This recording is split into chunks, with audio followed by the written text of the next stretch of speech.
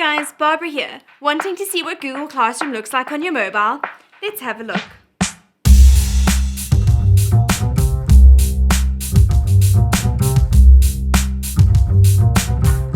When you use the Google Classroom app, there are a few things that you need to be aware of that work a bit differently to the browser interface. Let's see what it's all about. Open the Google Classroom app. This app will be similar across Android and iOS devices. Be sure to watch the other videos in this series before this one, as this is just an overview of how the app works and what functionality is available.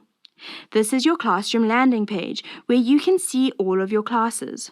From the plus icon, you are able to create and join classes. You will be able to open your menu from the left-hand side, where you can access any of the classes that you are teaching or enrolled in. You will see your to-do list for those classes that you are enrolled in.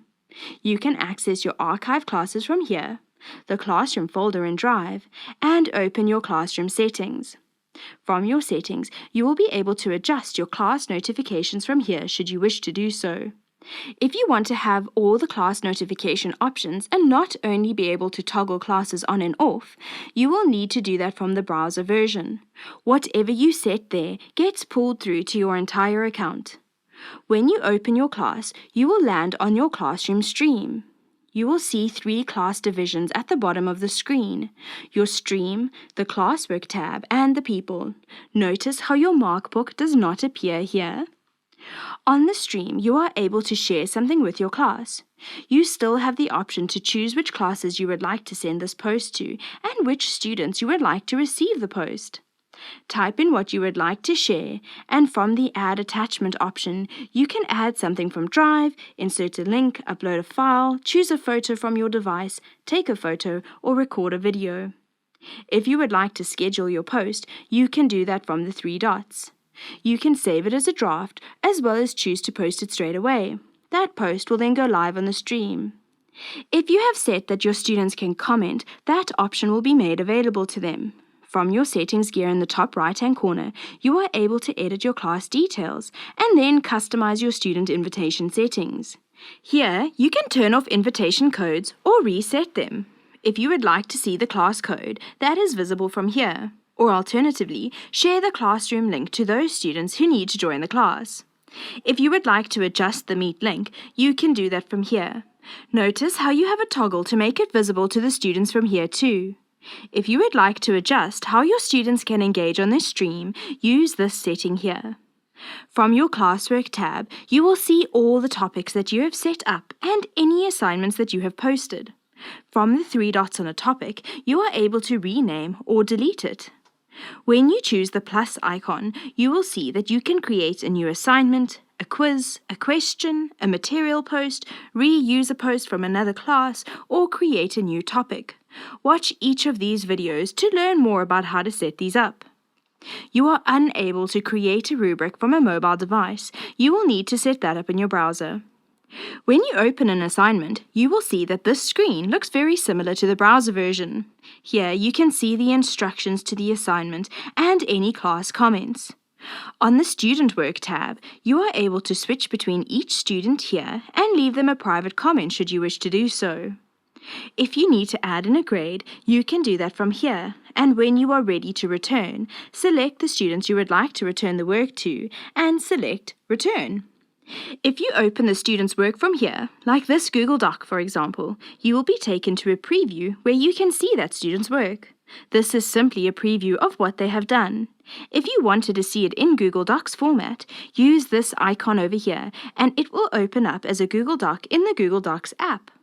Watch our video on using Google Docs on your mobile device to understand how to work with the Docs app. Alternatively, if you use this little pencil icon from here, a new screen will open and you will now have the ability to annotate on your students' work. You can pinch to zoom in on something, and using your options below, you can highlight something or use a pen to write.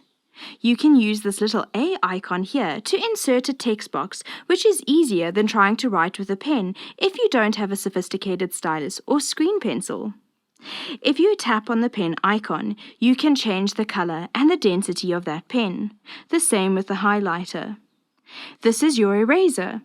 Make any annotations that you need and then choose to save in the top right-hand corner. You will see how it is converting this annotated copy to a PDF, which will now be attached to that assignment. Use the little X to close this preview. If you don't see your edited attachment here straight away, close the app and open it again. Navigate to that assignment and it will appear there now.